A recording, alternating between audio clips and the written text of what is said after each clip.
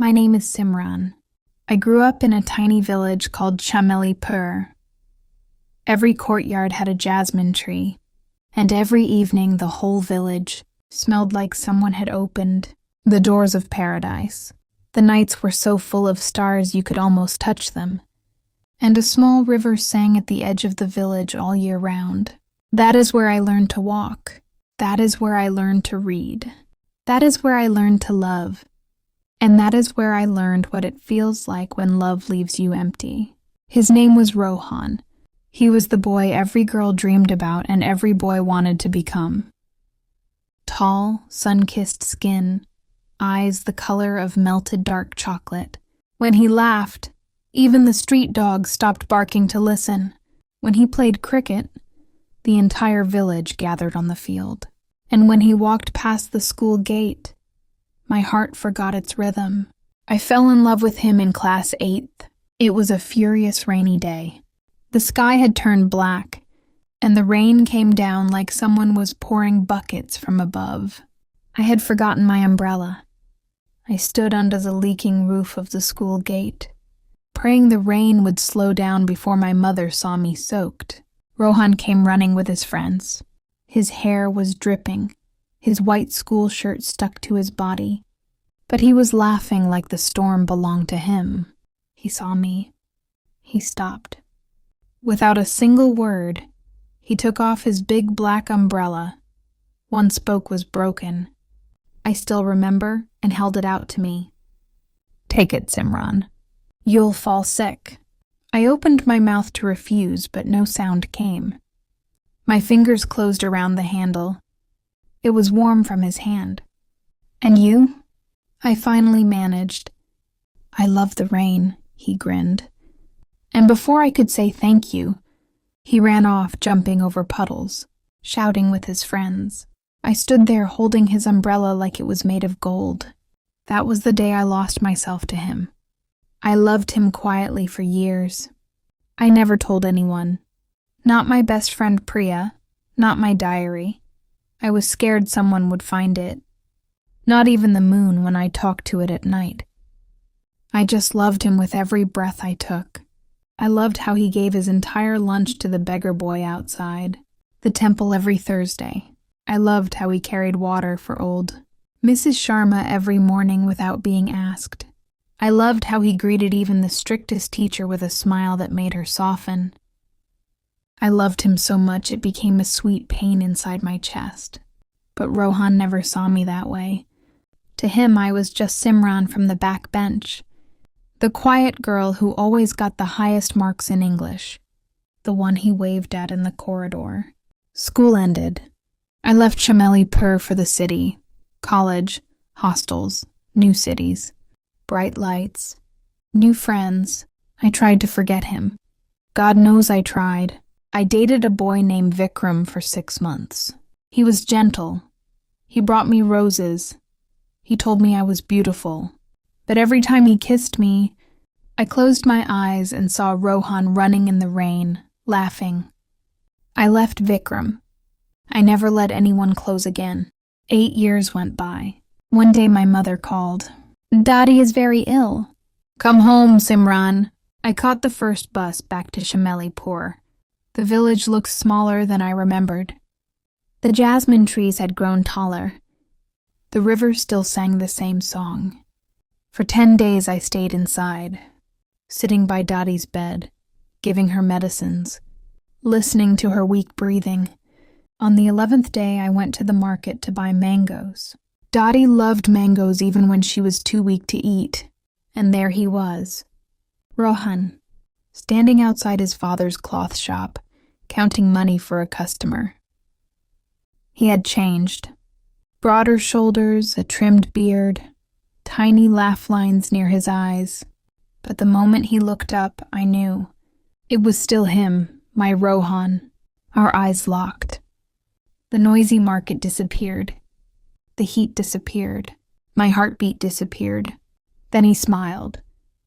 The same smile that used to break me every day in school. "Simran," he said, like he wasn't sure I was real. I could only nod. He walked over. "When did you come back?" 10 days ago, I whispered. We talked. Right there on the dusty street, we talked for hours. About jobs, parents, life. It felt like someone had pressed play on a movie that had been paused for 8 years. From that evening, we met every single day. We walked along the river as the sun went down. We sat on the old broken bridge where we used to sit as children. We bought kulfi from Chacha's cart and argued over who would pay.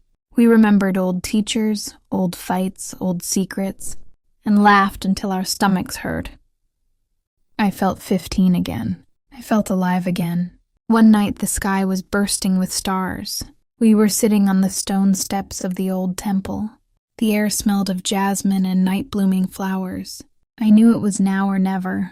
Rohan, I said, staring at the ground. There is something I have carried inside me for more than 10 years. I need to tell you. He turned to me. Tell me. My hands were shaking. My voice was shaking more. I have loved you since the day you gave me your umbrella in the rain. I loved you every single day in school. I loved you when I left this village. I loved you in the city when I tried to forget you and failed every time. I loved you every night for the last 8 years. I still love you. I never stopped. Not for 1 second. Silence. I couldn't look at him. I was terrified of what I would see. Then I felt his hand cover mine. Warm. Just like the umbrella handle that rainy day. Simran. His voice cracked. I looked up. There were tears in his eyes. I am getting married next month, he said. Everything inside me shattered. Her name is Anjali, he continued quietly. Our families decided last year. The engagement happened in January. She is a good girl. Simple, caring. Everyone says we are perfect. The cards are already printed. The date is fixed. I couldn't breathe. Why didn't you tell me before? I asked, my voice breaking. I didn't know, he said. I swear I didn't know you felt this way. I always thought we were just friends. He looked away into the darkness. I watched my parents destroy each other when I was small. I promised myself I would never fall in love. I would marry someone safe, someone my family chose, someone who wouldn't break me and whom I wouldn't break. Anjali is safe. Safe. That one word cut deeper than any knife ever could. I pulled my hand away.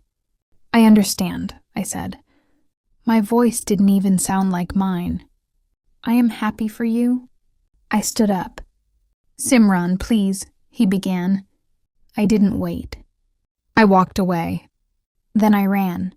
Through the jasmine-scented lanes, past the sleeping houses, all the way home. That night I cried until there was nothing left. Until my eyes burned and my throat was raw. The next morning I packed my bags. I kissed Dadi's forehead while she slept. I left a letter for my mother. I never said goodbye to Rohan. I never returned to Chamelipur again. Years have passed. I live in a big city now. I have a good job, a small apartment filled with books, plants on every window. People call me strong, independent, successful. They don't see me open the bottom drawer every year on the 17th of July, the day. I told him I loved him, and take out one small photograph. It is Rohan in class 10th, holding a cricket bat, smiling at someone outside the frame. I look at it for a long time. Then I whisper to the empty room. My name is Simran. I loved a boy once. I loved him my whole life. I finally told him. He chose safety over me, and I still love him. Every day, every night, every single breath. Then I close the drawer, wipe my tears, and go to work. Because some love stories do not end with weddings and happy songs. Some love stories end with a girl who loved too deeply, too quietly, for too long. And a boy who only understood the weight of that love when the girl was already gone. My name is Simran, and this is the only love story I will ever have. Word count 2014.